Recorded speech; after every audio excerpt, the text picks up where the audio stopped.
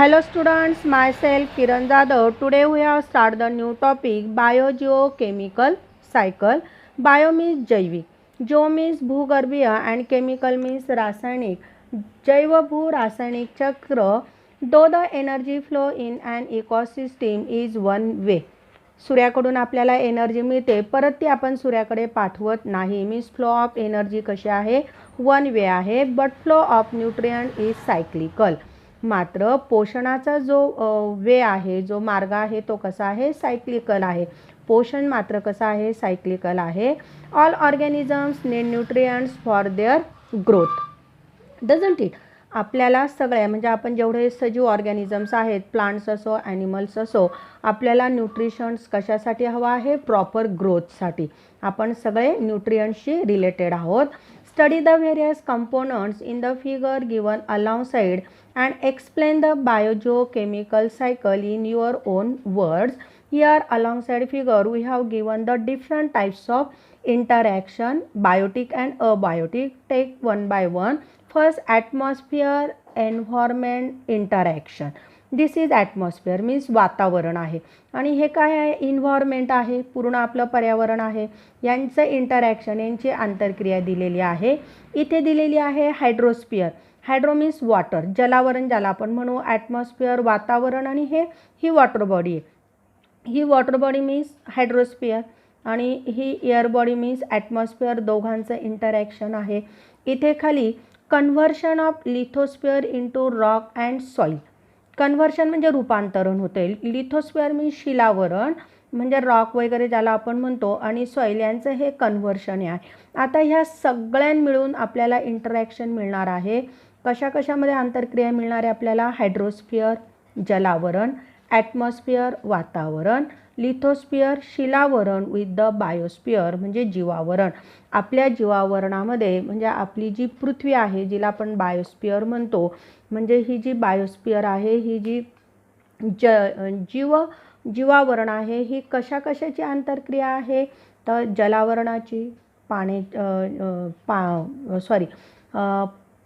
हायड्रोस्फिअर म्हणजे पाण्याशी रिलेटेड आहे, म्हणजे जलावरणशी आहे, वातावरणाची आहे, आणि शिलावरणाची आहे.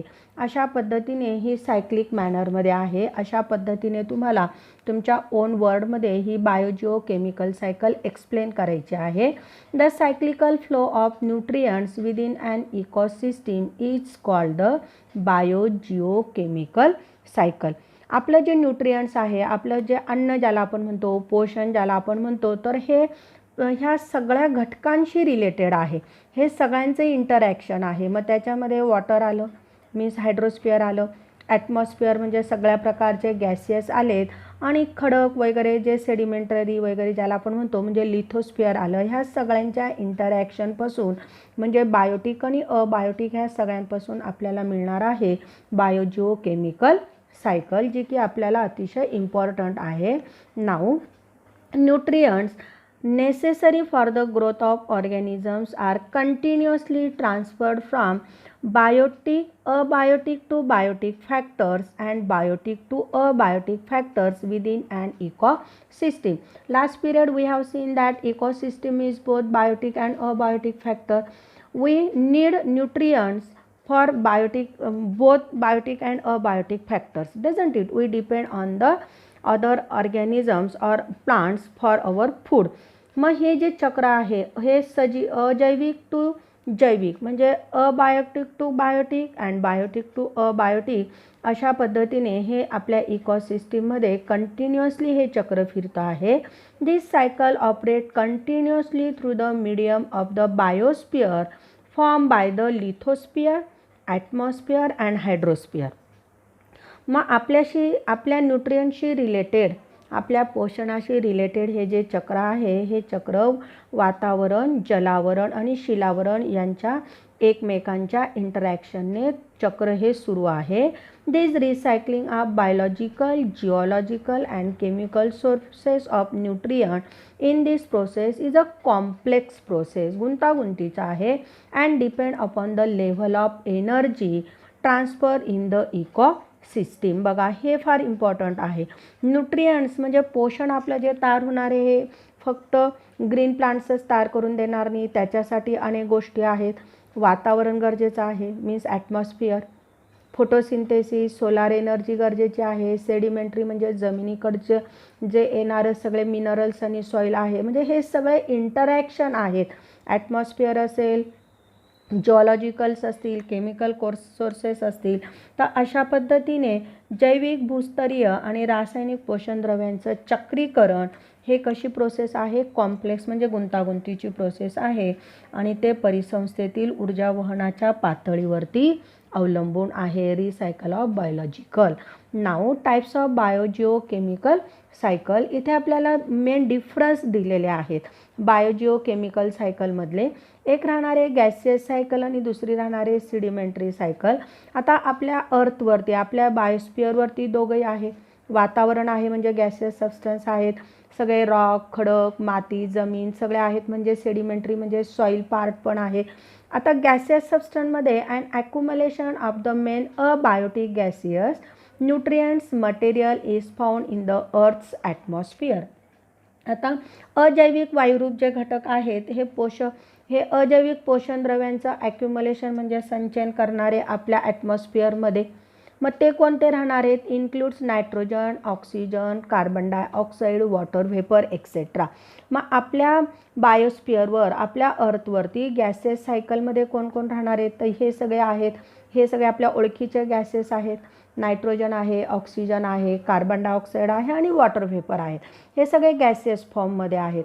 सेडिमेंटरी फॉर्ममध्ये कोण आहेत? तर सेडिमेंटरी फॉर्ममध्ये आहे and accumulation of the main abiotic nutrients material is found in soil, sedimentary and sedimentary rock etcetera of the earth. आता हे सुद्धा अजैविकच आहेत. मग अजैविक पोषण द्रव्यांच्या संचयनामध्ये आपल्याकडे आहेत सेडिमेंटरी मृदा ज्याला आपण म्हणू, सेडिमेंटरी रॉक्स आहेत, अनेक प्रकारचे खडक आपल्याला दिसून येत आहेत. Include soil components like iron, calcium, phosphorus etcetera. मग फक्त सॉलिड सबस्टन्समध्ये सेडिमेंटरीमध्ये आपल्याकडे फक्त रॉक किंवा सेडिमेंटरी रॉक, सॉईल वगैरेच नाही राहणार आहे. तर अनेक प्रकारच्या खाणी ज्याला आपण म्हणतो, माइन्स ज्या आहेत, मग त्या माइन्समध्ये आपल्याकडे काय काय आयर्न आहेत, कॅल्शियम आहे, फॉस्फरस आहेत आणि रॅदर दॅन अजून कितीतरी केमिकल सबस्टन्स आहेत किंवा माइन आहेत ज्या की कशामध्ये जाणार आहेत, सॉलिड म्हणजे सेडिमेंटरी सायकलमध्ये जाणार आहेत.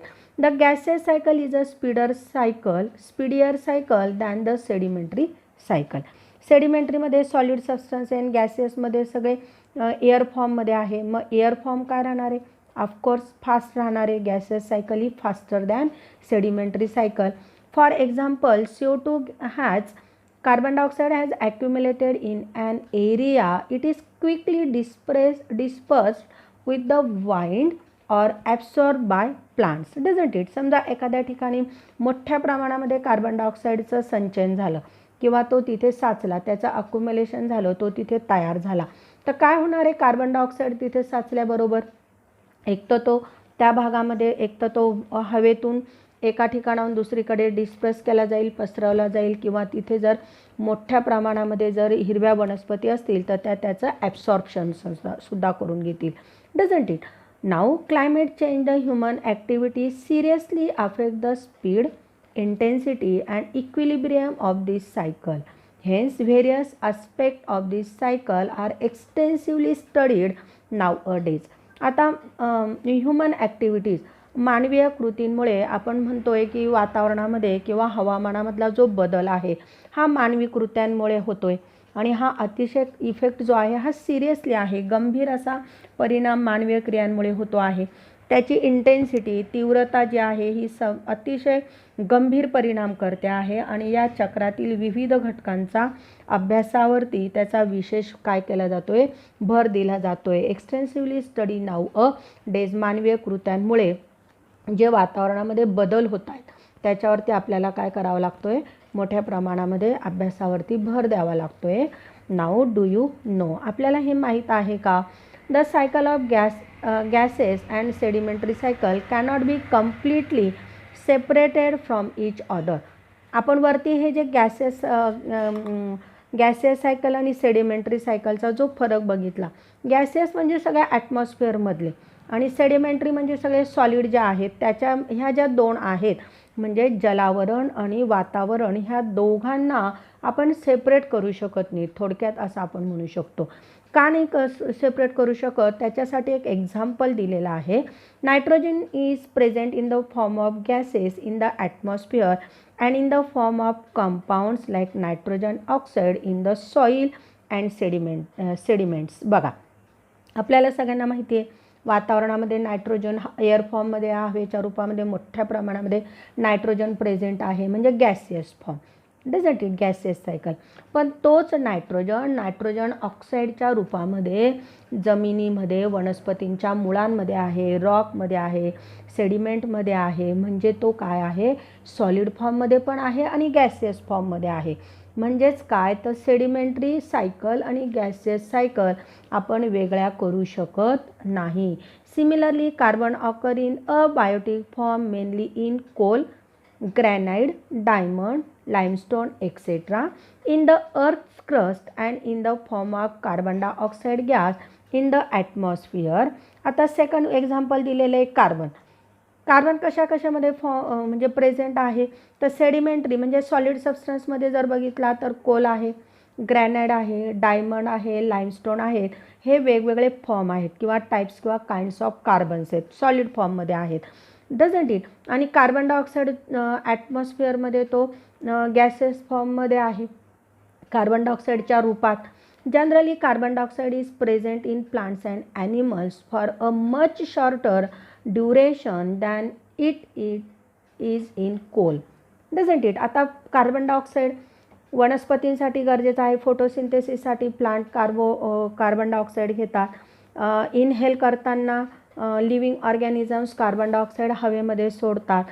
पण हे जी सायकल आहे गॅसेस फॉर्ममधली CO2ची सायकल जी आहे ही शॉर्टर आहे दॅन द सेडिमेंटरीमध्ये.